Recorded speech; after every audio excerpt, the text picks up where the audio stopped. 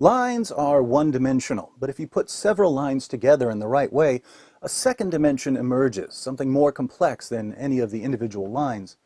Human beings are complex creatures. We make decisions based on a variety of factors: genetics, upbringing, feelings, beliefs, desires, and so on.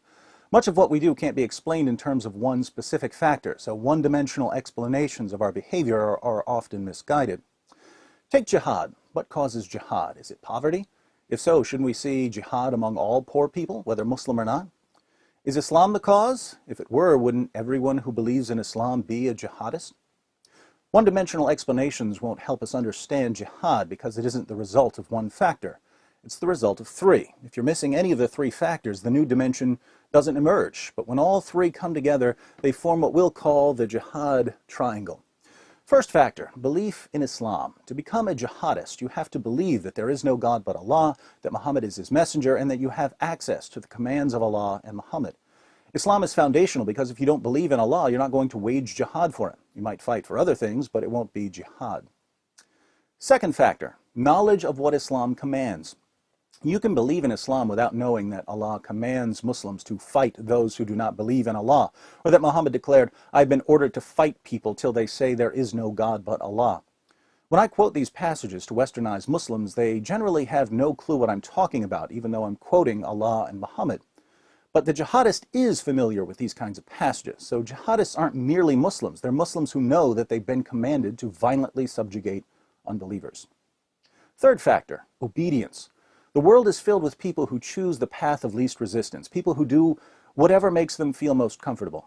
But some people are wired differently. They are willing to do whatever they believe is right, regardless of the consequences. You can kill them, they won't back down. This character trait, when combined with certain noble values, gives rise to heroes, men and women who will lay down their lives to help others. But when it's combined with belief in Islam and knowledge of Allah's commands, it results in obedience and a willingness to fight the unbelievers and the hypocrites and be unyielding to them. So belief in Islam by itself doesn't produce jihad.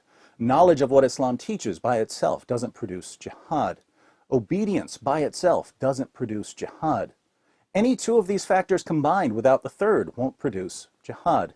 You can believe in Islam and be thoroughly willing to obey Allah as long as you don't know that He commands you to wage jihad. You can believe in Islam and know that Allah commands you to wage jihad as long as obeying Allah isn't a priority.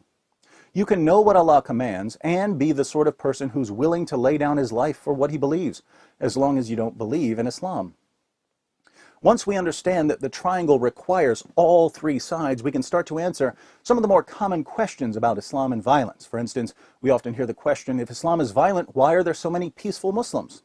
Well, most Muslims in the West only have one of the three sides. They have belief in Islam, but they don't know what Islam teaches, and even if you tell them what Islam teaches, they're not going to obey if it's something they don't like. My conversations with westernized Muslims usually go something like this.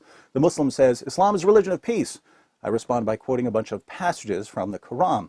Then the Muslim says, "You're ignoring the context," so I take him through the context. At that point, he calls me an Islamophobe and says there's no point in talking to me. Notice, even when the commands and the context are spread out in front of them, many Muslims simply will not obey. They'll always be one side shy of a triangle.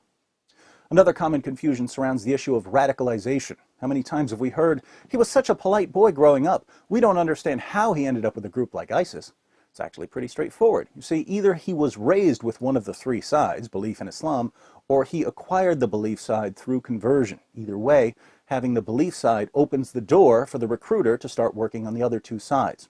You think Allah wants you to live in peace with unbelievers? You got that idea from the unbelievers, not from Allah. Let me show you what Islam really teaches. With the second side firmly in place, the recruiter then shifts his attention to obedience.